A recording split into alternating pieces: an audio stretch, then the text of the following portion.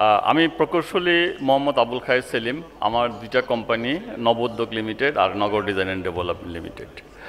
আমি রিহাবের সাথে অনেক দিন থেকেই সম্পৃক্ত। আমি এখানে রিহাবের বর্তমান প্রেসিডেন্ট ওয়াহিদ ভাই, লিয়াকত ভাই এবং অন্যান্যর সাথে আমি কিন্তু আগের কমিটিতেও দুইবার ছিলাম। আমরা আমাদের মতো করে কাজ করতে পারি নাই, সেখানে অনেক বিতর্ক ছিল, সেখানে যেটা আমরা জানি অনেক রকমের অনিয়ম ছিল। নতুন কমিটিকে আমি অভিনন্দন জানাই। আমি বিশ্বাস করি যে রিহাবের বিভিন্ন সংকটগুলি, আমাদের ব্যবসায়িক সংকট যেগুলো নিয়ে অনেক আলাপ হয়েছে, plan pass, floor area ratio যেটা ড্যাপের জন্য আমাদের এখানে আটকে আছে, তারপরে এই ভাই বলল যে ওয়াসার বিল সংকট, তারপরে আমাদের প্ল্যান পাস, এইসব সমস্যাগুলি যথাযথ তথ্যভিত্তিক আলাপ আলোচনার মাধ্যমে বর্তমান কমিটি সমাধান করবে সেটা আমরা আশা করি। তবে সেই ক্ষেত্রে কতটুকু সফল হয়েছে বা হচ্ছে সেটা আমরা মূল্যায়ন করব পরবর্তী ইলেকশনের সময়।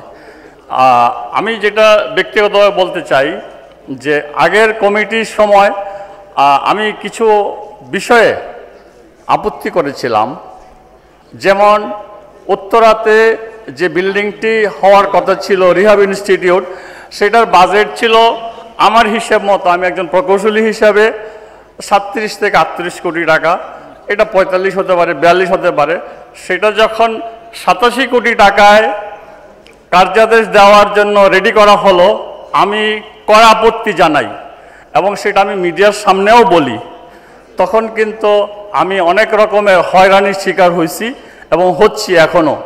তবে আমি এটা বলবো যে অনেক রিহাব সদস্য যারা বিভিন্ন রকমের হয়রানির শিকার আগের সরকারের সময়, তাদের ব্যক্তিগত সেই বিষয়গুলি রিহাব যদি একটা তালিকা করে যে কারা হয়রানির শিকার হয়েছে, তাদের প্রজেক্টে কি সমস্যা হয়েছে, সেখানে একটু প্রতিকার দেওয়ার জন্য ব্যবস্থা নেওয়া যায় কিনা, আমার মনে হয় এটা ভালো হয়। আমি ওয়াহিদ ভাইকে অনেকবার বলেছি, ওয়াহিদ ভাইয়ের প্রজেক্টের সামনে বাটার শোরুম বানিয়েছে আমার একটি প্রজেক্ট দখল করে।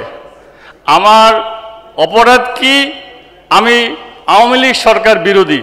আসলে আমি কোনো পার্টির সাথে জড়িত না, আমি কোনো রাজনৈতিক সাথে জড়িত না, তারপরও আমাকে আওয়ামী লীগ সরকার বিরোধী বানিয়েছে।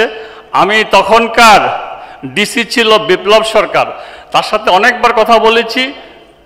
উনি আমাকে বারবার বলেছেন যে আপনি সরকার বিরোধী, উপরের মহল থেকে আপনার বিরুদ্ধে অভিযোগ আছে।